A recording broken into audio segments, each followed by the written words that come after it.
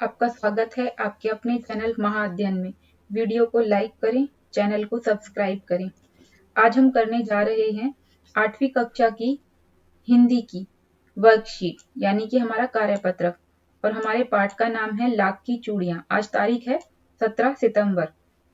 लाख की चूड़ियों का एक भाग हम अपने पिछले कार्यपत्रक में देख चुके हैं, जिसमें हमने ये देखा था कि बदलू गांव में लाख की चूड़ियां बनाने का काम करता है और सुंदर सुंदर लाख की गोलियां बनाकर वह हमारे पाठ के लेखक को देता है। बदलू नीम के पेड़ के नीचे बैठकर भट्टी में लाख पिघलाया करता था और लकड़ी की चौखट पर लाख के मुलायम होने पर उसे सलाख के समान पतला करके चूड़ी का आकार देता था। बाद में वह उन पर रंग करता। अब हम इसके बारे में आगे जान रहे हैं। बदलू यह कार्य सदा ही एक मचिए पर बैठकर किया करता था, जो बहुत पुरानी थी। मचिए का अर्थ होता है एक बैठने की चौकी। जैसे हम लोगों ने चौकी देखी है, लकड़ी की चौकी होती है, इसी तरह से एक चौकी होती है जो पतली रस्सी से बनी होती है, या आप यह भी कह सकते हैं कि सुतली से बनाई जाती है। यह लकड़ी की ही होती है। जैसे हमारी खाट होती है वह बड़ी होती है, यह बहुत छोटी होती है, जिसे हम कई बार पीढ़ा भी कहते हैं। आगे बढ़ते हैं। बगल में उसका हुक्का रखा रहता, जिसे वह बीच बीच में पीता रहता।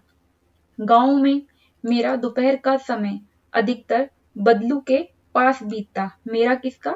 लेखक का। लेखक का अधिकतर समय बदलू के पास बीतता। वह लेखक को लला कहा करता था और मेरे पहुंचते ही मेरे लिए तुरंत एक मचिया मंगा देता। मैं घंटों घंटों बैठे बैठे उसे इस प्रकार चूड़ियां बनाते देखता रहता। यहाँ पर बच्चों याद रखना है, मैं मतलब कौन? लेखक। आगे बढ़ते हैं। लगभग रोज ही वह 4-6 जोड़े चूड़ियां बनाता।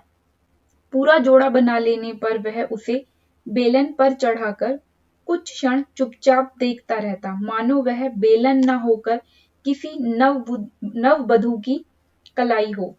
वह उसे क्षण भर चुपचाप इसलिए देखता था क्योंकि वह उसे बहुत मेहनत से बनाता था और उसको अपनी चूड़ियों से बहुत प्यार भी था, और वह अपने काम से भी बहुत प्यार करता था। इसीलिए वह अपनी मेहनत से बनाई हुई चूड़ियों को बनाने के बाद कुछ देर तक देखता रहता था। अब हम आगे बढ़ते हैं। बदलू मनीहार था। मनीहार मतलब चूड़ियां बनाने वाला, बेचने वाला। आगे बढ़ते हैं। चूड़ियां बनाना उसका पैतृक पेशा था। पैतृक का मतलब होता है जो काम पिता करते थे वही काम बेटा करे, यानी पिता से मिलने वाला व्यवसाय पैतृक पेशा या पैतृक व्यवसाय होगा। आगे बढ़ते हैं। और वास्तव में वह सुंदर चूड़ियां बनाता था। उसकी बनाई हुई चूड़ियों की खपत भी बहुत थी। खपत मतलब खर्च, यानी कि लोग उसे बहुत ज्यादा डिमांड करते थे, मांग करते थे। आगे बढ़ते हैं। उस गांव में तो सभी स्त्रियां उसकी बनाई हुई चूड़ियां पहनती ही थीं। आसपास के गांव के लोग भी उससे चूड़ियां ले जाते थे, परंतु वह कभी भी चूड़ियों को पैसे से बेचता न था। अगर वह चूड़ियों को पैसे से नहीं बेचता था तो वह क्या करता था? वह उसका वस्तु विनिमय करता था। मतलब एक सामान हम किसी को देते हैं और बदले में उससे दूसरा सामान लेते हैं। देखते हैं बदलू क्या करता है। बदलू लोग अनाज के बदले उससे चूड़ियां ले जाते थे, मतलब चूड़ियों के बदले में अनाज लेता था। आगे बढ़ते हैं। बदलू स्वभाव से बहुत सीधा था। मैंने कभी भी उसे किसी से झगड़ते नहीं देखा। हाँ, शादी विवाह के अवसरों पर वह अवश्य जिद पकड़ जाता था। जीवन भर चाहे कोई उससे मुफ्त चूड़ियां ले जाए, परंतु विवाह के अवसर पर वह सारी कसर निकाल लेता था। आखिर सुहाग के जोड़े का महत्व ही और होता है। मुझे याद है मेरे मामा के यहाँ किसी लड़की के विवाह पर जरा सी किसी बात पर बिगड़ गया था। बिगड़ गया था मतलब गुस्सा हो गया था, नाराज हो गया था, और फिर उसको मनाने में लोहे लग गए। लोहे लगने का मतलब बहुत मेहनत लगना।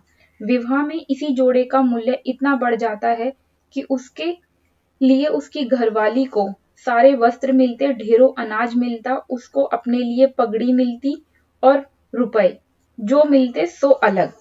यदि संसार में बदलू को किसी बात से चिढ़ थी तो वह थी कांच की चूड़ियों से।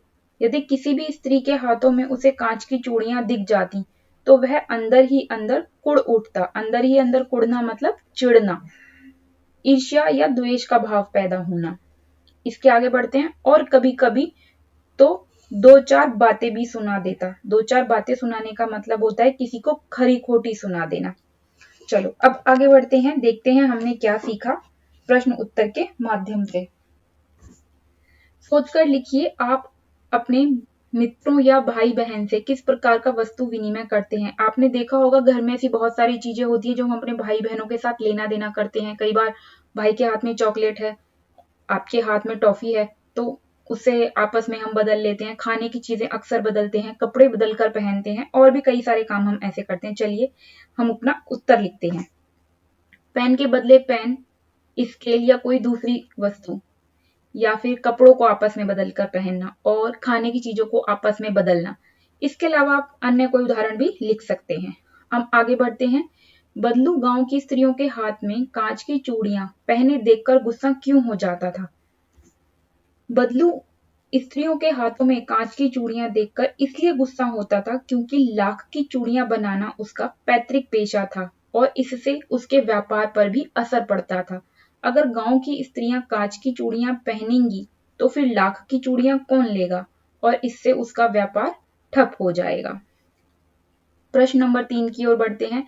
कहानी में आई किन पंक्तियों से पता चलता है कि बदलू को अपने काम से बहुत प्यार था। इसका उत्तर है लगभग रोज ही वह 4 से 6 जोड़े चूड़ियां बनाता। पूरा जोड़ा बना लेने पर वह उसे बेलन पर चढ़ाकर कुछ क्षण चुपचाप देखता रहता, मानो वह बेलन न होकर किसी नववधू की कलाई हो। चौथे प्रश्न की ओर बढ़ते हैं। कहानी में मुहावरों का प्रयोग हुआ है जैसे लोहे लगना यानी बहुत मेहनत करना। गद्यांश में आए अन्य मुहावरों को खोजकर उनके अर्थ भी लिखिए। आइए हम ऐसा करते हैं। कसर निकालना मतलब अगला पिछला हिसाब पूरा करना।